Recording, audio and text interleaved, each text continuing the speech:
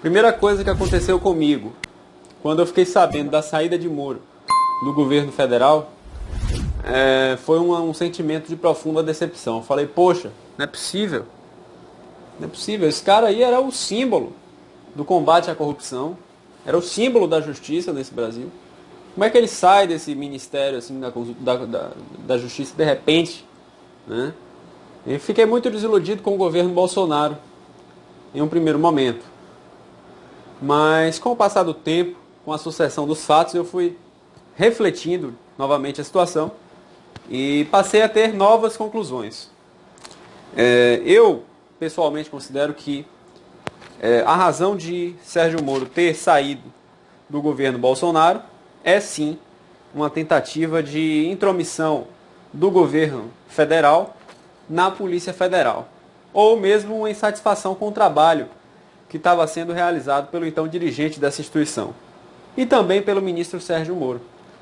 Eu parei para pensar e evoluí, poxa, pode ser que eles nunca tenham combinado de fato, e foi só uma questão circunstancial que levou à eleição de Moro para a ocupação daquele cargo no Ministério da Justiça. E sim, Bolsonaro queria interferir no Ministério e isso incomodaria muito o juiz. E eu escrevi um texto sobre isso, falando sobre a personalidade de muitos magistrados, porque um magistrado que fica 25 anos em um cargo de juiz, ele acaba absorvendo, ele acaba tendo consigo uma essência de juiz. E juiz não quer obedecer ordem, ainda mais àquela ordem que ele sabe que não é uma ordem lícita. Né? Então, nesse sentido, eu vejo a saída do ministro Sérgio. Mas eu passei a refletir por quê? Porque eu percebi que houve, na verdade, não foi uma demissão. Foi um evento de demissão.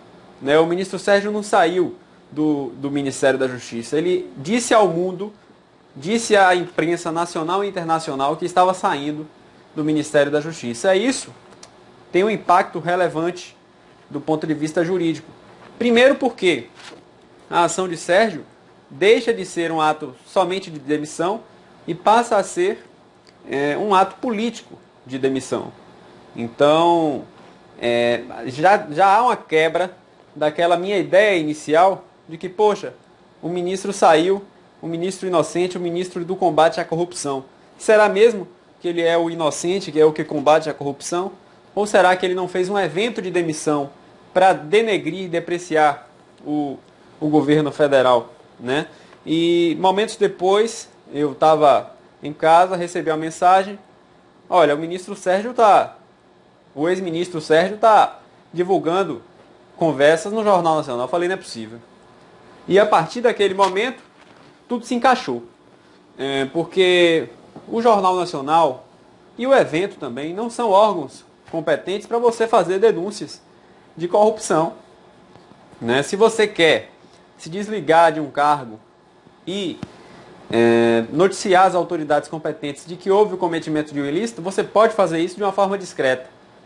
A questão é quando você não faz isso de uma forma discreta, quando você busca se promover, busca criar um impacto político a partir daquilo que aconteceu com você. Eu acredito que o ministro Sérgio Moro não apenas pediu demissão, ele fez mais do que isso.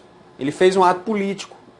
E aí, no final do dia, no Jornal Nacional, quando eu vi aquela notícia no jornal, eu fiquei completamente decepcionado. Falei, olha, eu sei que Bolsonaro interviu, mas eu também sei que o que o Sérgio Moro fez aqui não foi uma demissão, não foi uma exoneração. Foi um espetáculo político com finalidades ainda não descobertas, mas acredito eu que provavelmente a disputa das eleições em 2022 ou o apoio a algum nome nas eleições de 2022.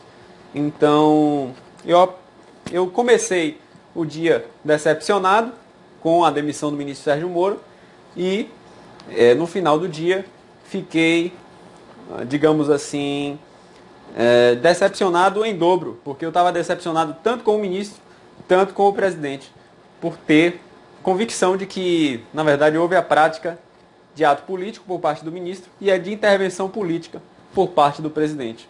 Essa é a minha opinião.